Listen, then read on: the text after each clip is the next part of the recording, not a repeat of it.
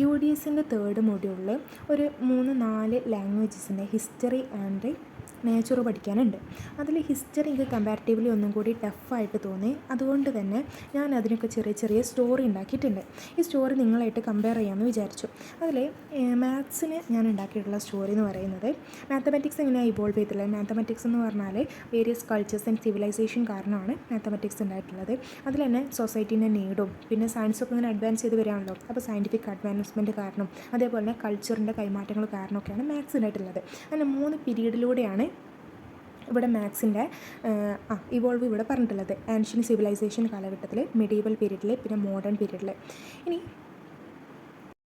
Ancient civilisation കാലഘട്ടം എന്ന് പറയുമ്പോൾ ഒരു ബ്ലാക്ക് ആൻഡ് വൈറ്റ് കാലഘട്ടമായിട്ടാണ് ഞാൻ ആലോചിക്കാറ്. അതേപോലെ മെഡീവൽ പീരീഡ് എന്ന് പറയുമ്പം നമ്മുടെ ഒരു പിക്സൽ കാലഘട്ടം ഉണ്ടല്ലോ, ഇപ്പോൾ കളർ പിക്ചർ തന്നെ പക്ഷേ വലിയ ക്ലിയർ ഇല്ലാത്ത അങ്ങനെ ഒരു കാലഘട്ടം പോലെ. പിന്നെ മോഡേൺ പീരീഡ് എന്ന് പറയുമ്പോൾ നല്ല പിക്സലോട് കൂടി നല്ല ക്ലാരിറ്റിയിൽ കാണുന്നൊരു കാലഘട്ടമായിട്ടാണ് ഞാൻ ചിന്തിക്കാറുള്ളത്. ഓക്കെ, ഇനി സ്റ്റോറി പറയാം. സ്റ്റോറി എന്ന് പറഞ്ഞാൽ ബാബിലോണിയൻ ആൻഡ് ഈജിപ്ഷ്യൻ മാത്തമാറ്റിക്സ് എന്നാണ് ഇവിടെ തുടങ്ങുന്നത് തന്നെ. അപ്പോൾ അത് മനസ്സിലാകാൻ വേണ്ടിയിട്ട് ഞാൻ വിചാരിക്കുന്നത് ഈജിപ്ത് പറഞ്ഞ സ്ഥലത്ത് ബേബി എന്ന് പറഞ്ഞ ഒരാളുണ്ട്. ഇയാളുടെ പണി എന്ന് പറയുന്നത് ട്രേഡൊക്കെ നടത്തുക, അതേപോലെ തന്നെ പിരമിഡൊക്കെ ഉണ്ടാക്കുക. ഇതാണ് ഇയാളെ പ്രധാന ജോലി എന്ന് പറയുന്നത്. അപ്പോൾ പിരമിഡൊക്കെ ഉണ്ടാക്കണമെങ്കിൽ എന്ത് വേണം? പിരമിഡ് പറഞ്ഞാൽ കൺസ്ട്രക്ഷൻ അല്ലേ. കൺസ്ട്രക്ഷൻ ഉണ്ടാക്കണം എന്നുണ്ടെങ്കിൽ ഇയാൾക്ക് എന്ത് വേണം? ബേസിക് ആയിട്ടുള്ള ആൾജിബ്ര കാര്യങ്ങളൊക്കെ അറിയണം, ജിയോമെട്രി, ആൾജിബ്ര. അതേപോലെ ഇയാൾ ട്രേഡൊക്കെ നടത്തുന്ന ആളല്ലേ. ട്രേഡൊക്കെ നടത്തണം എന്നുണ്ടെങ്കിൽ, വ്യാപാരം നടത്തണം എന്നുണ്ടെങ്കിൽ എന്ത് വേണം? ഇയാൾക്ക് ഏറ്റവും എളുപ്പത്തിൽ പോകാൻ പറ്റുന്ന വഴികൾ ഏതാണെന്നൊക്കെ അറിയണം. അപ്പോൾ എന്ത് വേണം? ജിയോമെട്രിയും ബേസിക് ആയിട്ടുള്ള ആൾജിബ്രയും കാര്യങ്ങളൊക്കെ അറിഞ്ഞിരിക്കണം. അങ്ങനെ ഇയാൾ എന്ത് ചെയ്യും? ഈ ബേബി എന്ന് പറഞ്ഞ ആൾ ട്രേഡൊക്കെ നടത്തിയിട്ട്, ട്രേഡ് എങ്ങനെയാണ് നടത്തുന്നത് അറിയോ? കപ്പലിൽ പോയിട്ട് നടത്താം. ഇപ്പോൾ കപ്പലിൽ പോകുമ്പോൾ ഒന്ന് വഴിയൊന്നും അറിയില്ലല്ലോ. അപ്പോൾ എങ്ങനെയാണ് അവർ വഴി മനസ്സിലാക്കുക?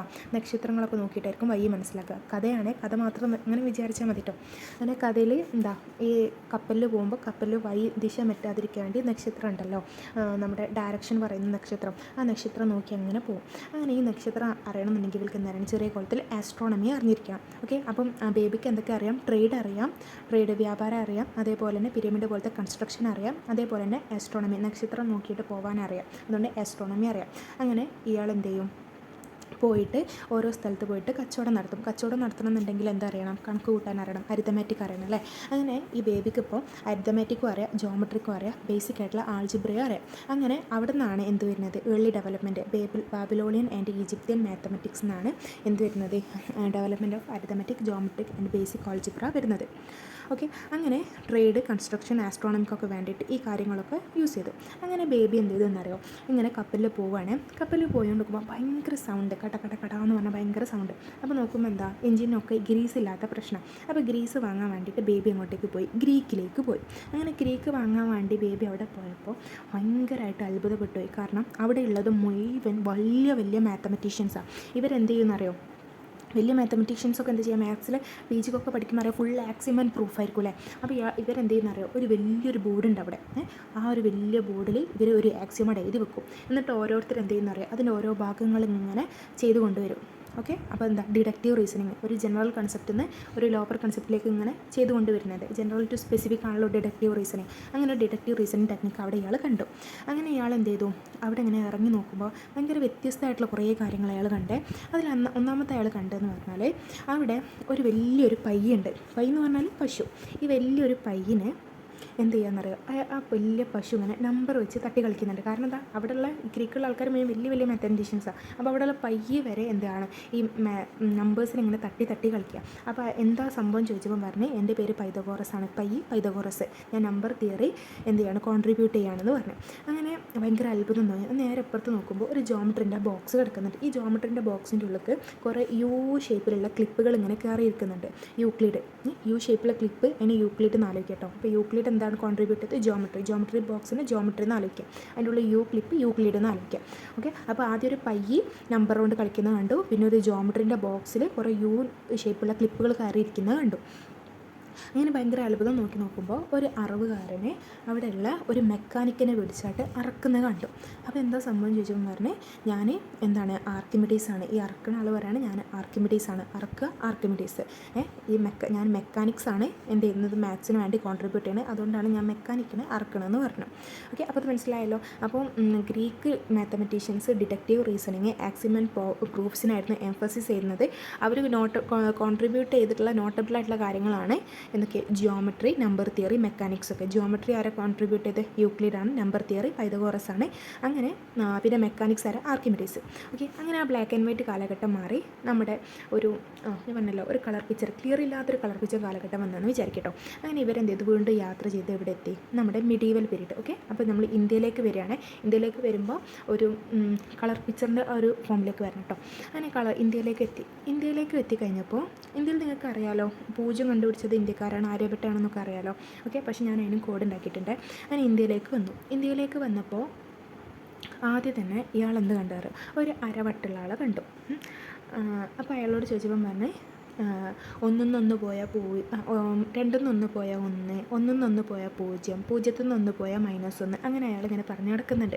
അപ്പോൾ ഇയാൾ വിചാരിച്ചു ഓക്കെ ഇയാൾക്കെന്തോ ഒരു അരവട്ടായിരിക്കും എന്ന്. പക്ഷേ അതേ സംഭവം തന്നെ ആര് പറഞ്ഞു? ബ്രഹ്മഗുപ്ത എന്ന് പറഞ്ഞ അയാളും പറഞ്ഞു. ഓക്കെ, ഒരു ബ്രാഹ്മണനും പറഞ്ഞു. അപ്പോൾ ഇവരെന്ത് ചെയ്തു? ഓക്കെ, മറ്റേ ആൾ പറഞ്ഞത് ശരി തന്നെയാണ്. അങ്ങനെ അയാൾക്ക് എന്ത് ചെയ്തു? ആര്യഭട്ട എന്ന് പേരിട്ടു. അങ്ങനെ ആര്യഭട്ടനും ബ്രഹ്മഗുപ്തയും കൂടിയാണ് എന്ത് കണ്ടുപിടിച്ചത്? 0, നെഗറ്റീവ് നമ്പേഴ്സ്, പിന്നെ ഓൾജിബ്ര, ഈ കൺസെപ്റ്റൊക്കെ ഡെവലപ്പ് ചെയ്ത് കൊണ്ടുവന്നത് ആര്യഭട്ടനും ബ്രഹ്മഗുപ്തയാണ്.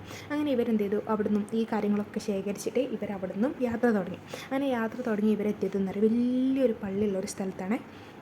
ഈ പള്ളി എന്തിനാണ് സൂചിപ്പിക്കുന്നത് അറിയാം? Islamic golden age. ഓക്കെ, സ്വർണ്ണം കൊണ്ട് ഉണ്ടാക്കിയ വലിയൊരു പള്ളി, ഇസ്ലാമിക് ഗോൾഡൻ ഏജ്.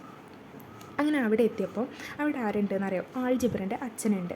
ഞാൻ എനിക്ക് ഓൾജിബ്രയും അൽഗോരിതം അങ്ങോട്ടും ഇങ്ങോട്ടും മാറാറുണ്ട്. അതുകൊണ്ട് ഞാൻ ഓൾജിബ്ര എന്നുള്ളത് സീബ്ര എന്നിട്ട് ആലോചിച്ച് വെക്കാറ്. അപ്പോൾ സീബ്രൻ്റെ അച്ഛൻ അവിടെ ഉണ്ട്. അങ്ങനെ സീബ്രൻ്റെ അച്ഛൻ എന്ന് പറഞ്ഞാൽ അൽക്വാരിസ്മി എന്നുള്ള പറഞ്ഞ ആളാണ് സീബ്രൻ്റെ അച്ഛൻ. അപ്പോൾ ഞാനതെങ്ങനെയാണ് പഠിച്ചു വെച്ചിട്ടുള്ളതെന്ന് ചോദിച്ചാൽ അലക്കുന്നൊക്കെ ഒരു നല്ല ശീലമാണല്ലോ. അപ്പോൾ നല്ല വൃത്തിക്ക് അലക്കി തേച്ച് മാത്രം ഡ്രസ്സ് ഇടുന്ന ആളാണ് ആര്? സീബ്രൻ്റെ അച്ഛൻ. അതുകൊണ്ട് തന്നെ അൽക്വാരിസ്മി. ഓക്കെ, അൽക്വാരിസ്മി ഫാദർ ഓഫ് അൽജിബ്ര ഇവിടെ ഉണ്ട്. നമ്മുടെ ഈ ഒരു ഇസ്ലാമിക് ആയിട്ടുള്ള വലിയ സ്വർണ്ണം കൊണ്ടുണ്ടാക്കി ഈ പള്ളിയിലുണ്ട്.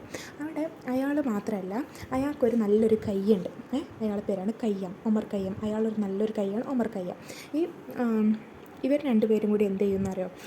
ഈ സീബ്രനെയും ട്രിഗ്നോമെട്രിനെയും അൽഗോരിതത്തിനെയും ഒക്കെ എന്ത് ചെയ്യും? എന്തെങ്കിലും കുരുത്തക്കേടൊക്കെ കാട്ടിക്കഴിഞ്ഞാൽ ഇങ്ങനെ അടിച്ച് നന്നാക്കി കൊണ്ടുവരും. Okay, algebra, trigonometry, development of algorithm. അങ്ങനെ ഇവർ അവിടുന്ന് ഒരുപാട് കാര്യങ്ങളൊക്കെ പഠിച്ചിട്ട് എങ്ങോട്ടേക്ക് വരും? മോഡേൺ കാലഘട്ടം എന്ന് പറയുമ്പോൾ നല്ല പിക്സലൊക്കെ ഉള്ള നല്ല കളർഫുൾ ആയിട്ടുള്ളൊരു വേൾഡിലേക്ക് വരണേ. അപ്പോൾ നല്ല കളർഫുൾ ആയിട്ടുള്ള വേൾഡിലേക്ക് വരണമെങ്കിൽ ആദ്യം തന്നെ എങ്ങോട്ടേക്ക് എത്തുക? യൂറോപ്യൻ റിനൻസിൻ്റെ എൻലൈറ്റ്മെൻറ്റിലേക്ക് എത്തുക അല്ലേ? അപ്പോൾ ഈ നല്ല കളർഫുൾ ആയിട്ടുള്ള ഈ ലോകത്തെത്തിയപ്പോഴും ഇവർ കണ്ടെന്താ? ഡെസേർട്ടിൽ നല്ല ഡെസേർട്ട് എന്ന് പറയുന്നത് ഡെസ്കാർട്സിനെയാണ്. ഡെസേർട്ടിൽ വരെ ജോമെട്രിൻ്റെ ബോക്സ് ഉണ്ട്. ഓക്കെ, അങ്ങനെ മനസ്സിലായല്ലോ? ഒരു നല്ല കളർഫുള്ളായിട്ടുള്ള ഒരു പിക്ചർ ആലോചിക്കുക. അവിടെ ഒരു ഡെസേർട്ട് ഉണ്ട്. ആ ഡെസേർട്ടിൽ വരെ എന്തുണ്ട്? ജോമെട്രി ഉണ്ട്. മാത്സ് അത്ര ഇമ്പ്രൂവ് ആയിട്ടോ ആ ഡെസേർട്ടിൽ വരെ ജോമെട്രി ഉണ്ട്. അപ്പോൾ ഡെസ്കാർട്സ് അനലിറ്റിക്കൽ ജോമെട്രീൻ്റെ അഡ്വാൻസ്മെൻറ്റ് കൊണ്ടുവന്നതാണ്. പിന്നെ അതേപോലെ അതിൻ്റെ നടുവിൽ എന്തുണ്ട്? ഒരു മരമുണ്ട്. ഏതാ മരം? ആപ്പിൾ മരത്തിൻ്റെ അടിയിൽ അപ്പോൾ ആരുണ്ടാവണം? ന്യൂട്ടൺ ഉണ്ടാവണം. ഓക്കെ, അങ്ങനെ ന്യൂട്ടൺ ഉണ്ട്. പക്ഷേ എത്ര കാലഘട്ടം പുരോഗമിച്ചാലും അസൂയക്കാരുണ്ടാവും അല്ലേ? അവിടെ എന്തുണ്ടെന്ന് അറിയോ? ഒരു കൽക്കുഞ്ഞനുണ്ട്. കൽക്കുഞ്ഞനെന്ന് പറഞ്ഞാൽ അറിയില്ലേ? ആയിരംകാലി എന്നൊക്കെ പറയും. അവിടെ ഒരു കൽക്കുഞ്ഞനുണ്ട്. ഈ കൽക്കുഞ്ഞനെ എന്ന് പറഞ്ഞ ഒരു ബനിയൻ ഇട്ടായിട്ട് എന്ത് ചെയ്യുന്നുണ്ട്? ഈ ന്യൂട്ടനെ കൊത്താൻ വേണ്ടി വരുന്നുണ്ട്. ഓക്കെ, അപ്പോൾ എല്ലുള്ള ബനിയൻ എന്ന് പറയുന്നത് ബനീസ്. പിന്നെ കൽക്കു എന്ന് പറയുന്നത് കാൽക്കുലസ്. അപ്പോൾ ലെബനീസ് എന്ന് പറഞ്ഞ ആളാണ് കാൽക്കുലസിന് വേണ്ടിയിട്ട് എന്ത് ചെയ്തത്? അഡ്വാൻസ്മെൻറ്റിന് വേണ്ടി വർക്ക് ചെയ്തിട്ടുള്ളത്. അങ്ങനെ പിന്നെ എന്ത് ചെയ്യുന്നു? പിന്നെ 19th and 20th സെഞ്ച്വറിയിൽ abstract mathematics, set theory, topology, modern algebra ഇതിൻ്റെയൊക്കെ എക്സ്പാൻഷൻ നടന്നു. ഈ എഡ്യൂക്കേഷനിലുള്ള മാത്തമാറ്റിക്സിൻ്റെ ഡെവലപ്മെൻറ്റ് എങ്ങനെയാണെന്നറിയോ? ഏൻഷ്യൻ കാലഘട്ടത്തിൽ പ്രാക്ടിക്കൽ ട്രെയിനിങ്ങിന് വേണ്ടിയിട്ട് കണക്ക് കൂട്ടാൻ, അളക്കാൻ അങ്ങനത്തെ കാര്യങ്ങളൊക്കെ വേണ്ടിയായിരുന്നു മാത്സ് യൂസ് ചെയ്തിട്ടുണ്ടായിരുന്നു, പഠിപ്പിച്ചുകൊണ്ടിരുന്നത്. അങ്ങനെ പിന്നെ 19th സെഞ്ച്വറി എത്തിയപ്പോൾ എന്തായി? മാത്സ് സ്കൂളിലെ ഒരു സബ്ജക്റ്റായിട്ട് മാറി. അങ്ങനെ എല്ലായിടത്തും യൂണിവേഴ്സലായിട്ട് തന്നെ മാത്സ് ഒരു സബ്ജക്റ്റായിട്ട് മാറി. ഇപ്പോൾ നമ്മൾ എങ്ങനെയാണ് ചെയ്യുന്നത്? മാത്സിനെ ഒരു പ്രോബ്ലം സോൾവിങ് ആയിട്ടും ലോജിക്കൽ റീസണിങ്ങിന് വേണ്ടിയിട്ടും റിയൽ വേൾഡ് ആപ്ലിക്കേഷനൊക്കെ വേണ്ടിയിട്ടാണ് നമ്മൾ എന്ത് ചെയ്യുന്നത്? മാത്സ് എഡ്യൂക്കേഷനിൽ യൂസ് ചെയ്യുന്നത്.